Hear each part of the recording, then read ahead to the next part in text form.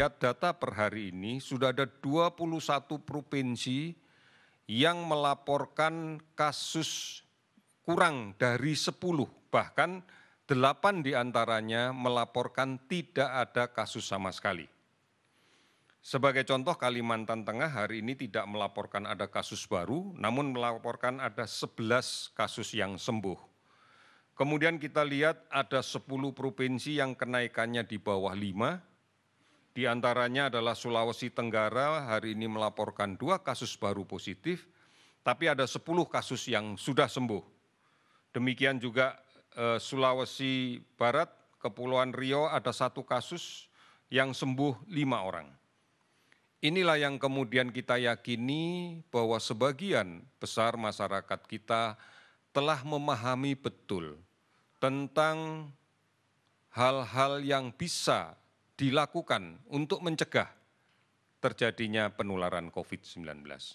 Saudara-saudara, protokol kesehatan dan kebiasaan untuk melakukan pencegahan ini adalah gambaran bahwa kita akan siap dengan tatanan hidup yang baru yang membiasakan kita hidup sehat dan aman dari COVID. Kasus sembuh total yang dilaporkan adalah hari ini kasus sembuh naik 591 orang sehingga totalnya menjadi 10.498 orang. Meninggal 50 orang sehingga totalnya menjadi 1.851 orang. 422 kabupaten kota telah terdampak di 34 provinsi dan kita masih melakukan pemantauan terhadap ODP sebanyak 40.370 orang dan PDP 14.197 orang.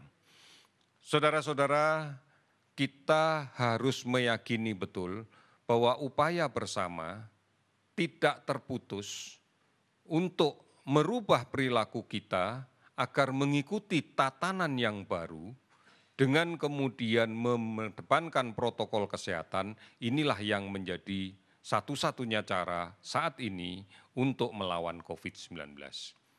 Saudara dapat mengikuti berbagai berita, berbagai imbauan, berbagai anjuran, berbagai rencana kerja pemerintah dari beberapa informasi yang telah kami sediakan di berbagai situs resmi kita. Baik di covid19.go.id ataupun melalui call center akun 119 extension 9, ada akun media sosial @lawancovid19, Halo Kemkes, dan banyak sekali aplikasi online dan layanan telemedicine yang lain. Saudara-saudara, fasilitas ini pun bisa digunakan untuk berkonsultasi di bidang kesehatan. Sehingga tidak perlu lagi untuk kepentingan konsultasi harus datang ke rumah sakit, harus ngantri di rumah sakit, dan kemudian memiliki risiko manakala nanti berada di tempat yang banyak dan kemungkinan tertular. TVRI, RRI selalu menyampaikan berita ini, dan sudah barang tentu televisi dan radio swasta akan mengikutinya.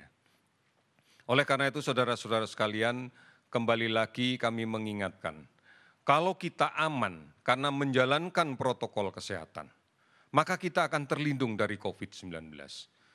Dengan perubahan paradigma hidup seperti ini, maka kita bisa aktif untuk kemudian produktif kembali. Oleh karena itu, persyaratan mutlak bahwa kita harus aman. Kita harus yakin bahwa kita bisa melindungi diri kita, agar kita bisa melaksanakan kegiatan-kegiatan yang produktif. Ini yang harus mulai kita laksanakan. Ini yang harus menjadi gaya hidup kita yang baru. Karena dengan demikian, maka kita bisa menjadi pahlawan setidaknya untuk diri kita sendiri, untuk keluarga kita. Agar kita bisa melindungi kita, melindungi diri sendiri, melindungi orang lain. Keyakinan ini yang pasti akan bisa kita lakukan. Optimisme ini pasti kita bisa lakukan. Kita pasti bisa.